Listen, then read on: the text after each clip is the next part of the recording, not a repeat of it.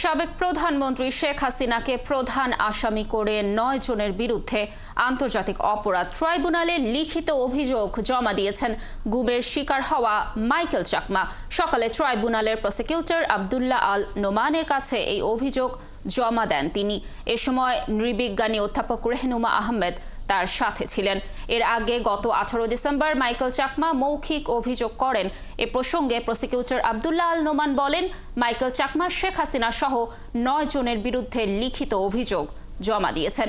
যে কাপড় দিয়ে তার চোখ ও হাত বেঁধেছিল সেটাও জমা দিয়েছেন।